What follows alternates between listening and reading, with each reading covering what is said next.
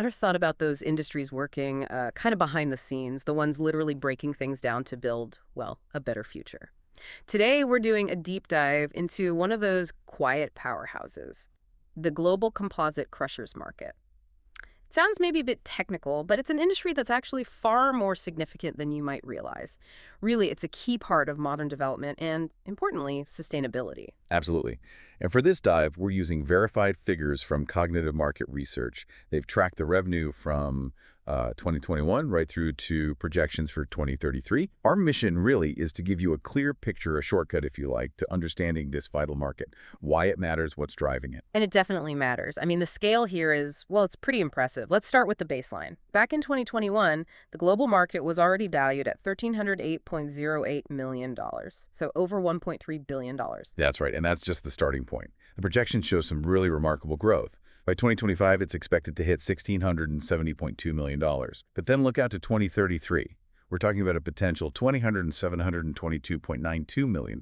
That's huge. Wow. Okay, so nearly doubling over that period. Exactly. It works out to a compound annual growth rate, the CAGR, of 6.3%.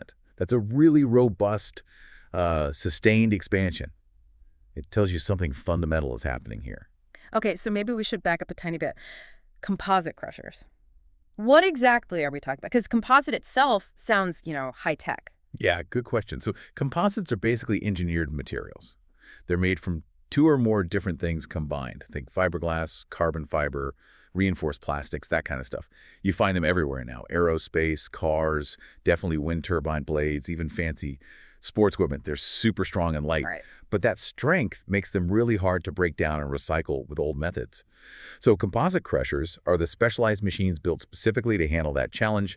They help manage waste, reclaim useful materials, get them ready for, new uses. They're crucial for sustainability, really, and advanced manufacturing. It's amazing how one type of machine can underpin these massive global trends like sustainability.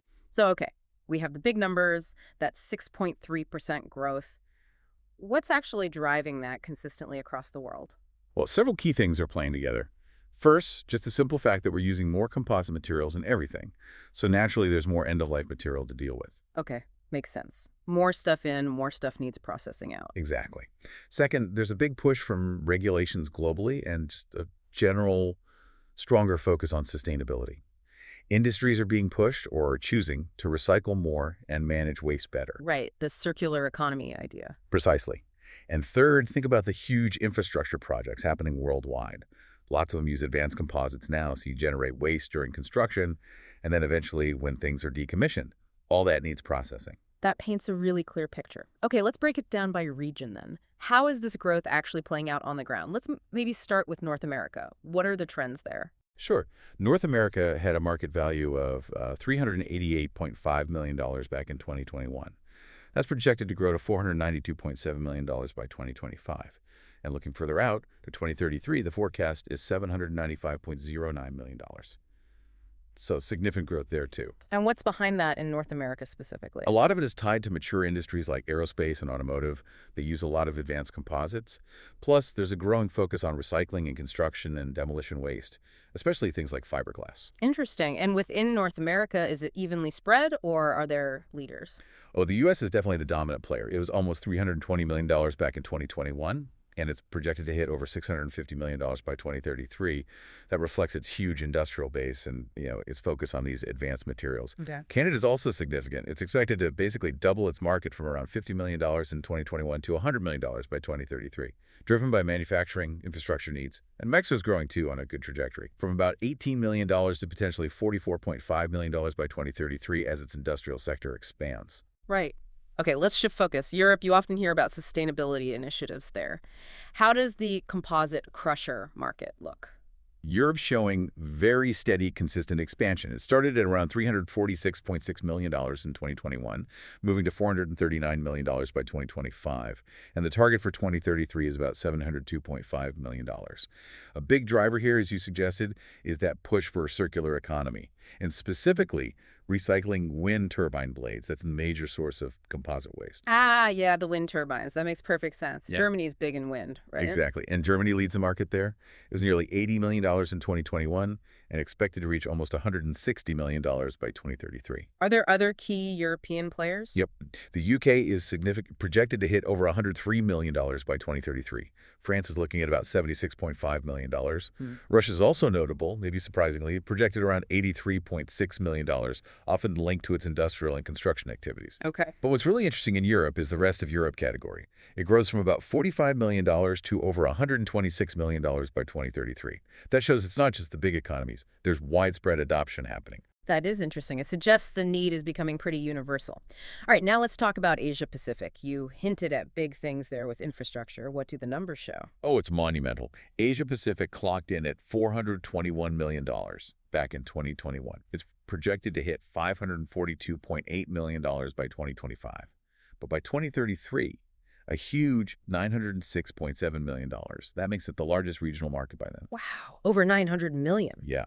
And it's largely fueled by, well, massive urbanization, huge infrastructure projects, and just the expansion of manufacturing hubs that use composites. That scale is incredible. Who are the main drivers within Asia Pacific? China is definitely leading the charge. It started at about $176 million in 2021 and is projected to reach over $385 million by 2033. That's down to its sheer scale of construction and industrial output, really. No surprise there. India is showing really rapid growth, too, jumping from around $70 million to nearly $157 million by 2033. That reflects its own surge in development and manufacturing. And Japan's a significant player as well, expected to reach almost $98 million by 2033, leveraging its advanced industrial base and, importantly, its recycling tech. Okay, quite the powerhouse region. Now, heading south, what about South America? What's the picture there? South America's market is smaller but still growing. It was valued at just under $55 million in 2021, growing to about $63.5 million by 2025. The projection for 2033 is around $98 million. The main drivers are, again, infrastructure development, but also a growing, though still kind of early stage, recycling sector for composites. And the lead country there? Brazil. As the largest economy, it leads the region, expected to hit nearly $40 million by 2033. Got it. Okay, two more regions. The Middle East, known for some very ambitious construction. How's the market shaping up? Showing strong momentum, absolutely. Driven by those large-scale construction projects and efforts to diversify economies away from just oil.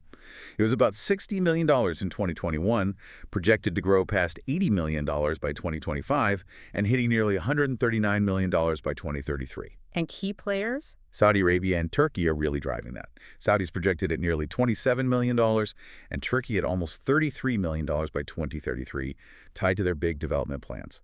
The UAE is also key, around $23 million, with its focus on modern infrastructure. Right. And finally, let's complete the world tour. Africa. What's the outlook, considering all the development potential? Africa is also showing solid growth, though starting from a smaller base. It was around $36.6 million in 2021.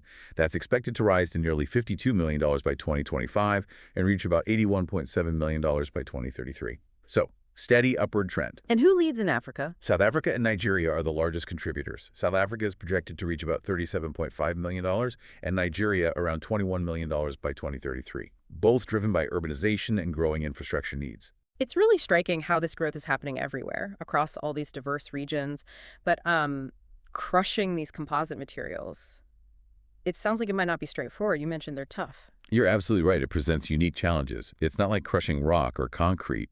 Composites are incredibly varied, for one, and the process can create abrasive dust, which is hard on the machinery, lots of wear and tear. Plus, if you want effective recycling, you often need to try and separate the different components within the composite. Okay, so it requires more sophisticated tech than just brute force. Exactly. It demands constant innovation in how the crushers are designed, the materials used to build them, and optimizing the whole process to be efficient and, crucially, safe for the environment and workers. It's actually a testament to the engineering in this niche field. So let's just sort of recap the main takeaway here. This global composite crushers market, it's seeing really consistent, strong growth everywhere we look. And it's not just numbers on a page. It highlights how vital this is for construction, for recycling, for industry worldwide. It enables us to actually use these advanced materials more sustainably. Precisely. When you see those huge numbers, Asia Pacific heading towards $1 billion by 2033, North America nearing $800 million, Europe over $700 million, you're seeing the direct result of those big global trends we talked about. Think infrastructure in Asia, green initiatives, and wind power in Europe. Composite crushers are, foundational to making that happen. They're literally breaking new ground and enabling those bigger shifts. And understanding this, even though it seems like a niche market, really helps you grasp some foundational elements driving global change. From the planes you fly in, the wind farms you see, even the systems managing waste in your city. Specialized industries like this are quietly shaping things. It shows how stuff happening behind the scenes really impacts your daily life. Yeah, and maybe that leaves you with something to think about. How many other hidden industries like composite crushers are underpinning our lives and global progress without us really noticing? Maybe next time you see a major construction project or read about sustainability goals, just consider the ripple effects. These niche markets, they have a huge impact on big trends like urbanization and technology. It kind of prompts you to look a little deeper, doesn't it? See the complex systems working all around us. Welcome to the Deep Dive. Today we're doing a deep dive into the Composite Crushers Market. It's a sector maybe you don't see every day, but it's absolutely critical to, well, building our modern world. We'll unpack how these machines are really transforming global development. It's about more than just processing materials. We're talking economics, sustainability, innovation, all that good stuff. And our insights today come from a close look at market view, specifically cognitive market research findings. So how exactly does this often unseen equipment lay the groundwork for everything from cities to green recycling plants? Okay, let's unpack this. Yeah, that's a great question. And what's driving demand right now? It's really the sheer scale of global construction and infrastructure projects. Right. Think rapid urbanization, huge investments in commercial buildings, bridges, roads. Composite crushers are, well, foundational. They're pulverizing the raw materials. So they're essential, really. But why composite crushers? I mean, there are other ways to crush rock, right? True. But the real advantage here is their incredible versatility. That's the Okay. key thing.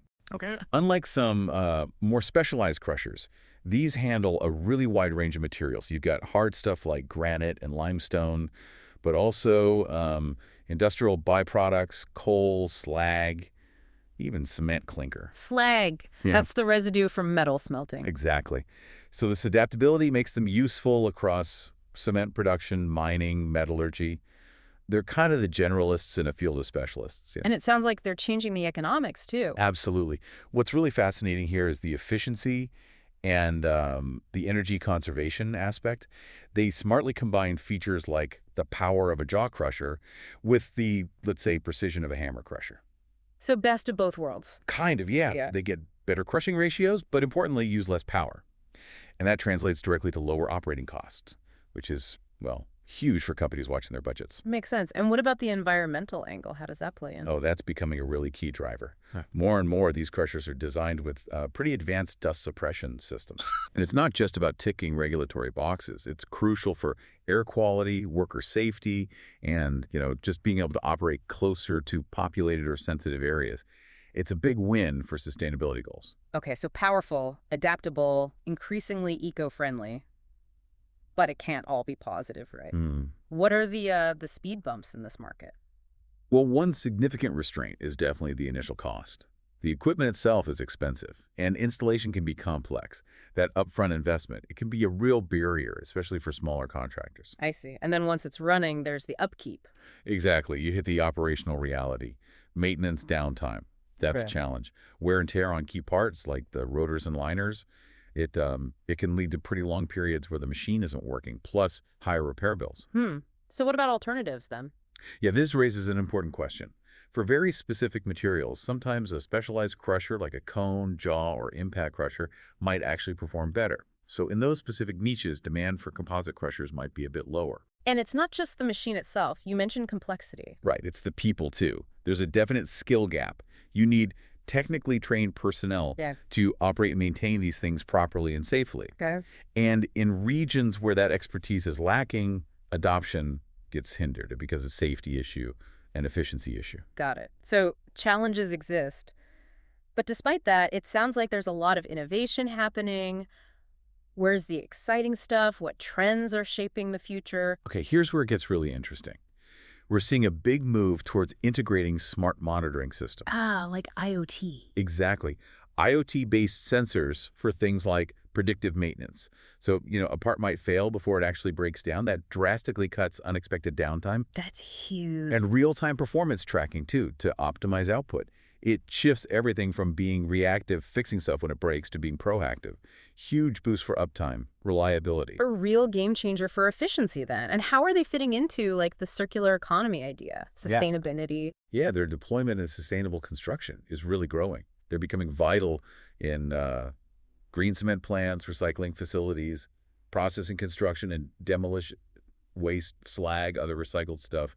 It's all about closing that loop, reducing waste. And presumably making them easier to move around helps too. Definitely. If we connect this to the bigger picture, mobility is a strong trend.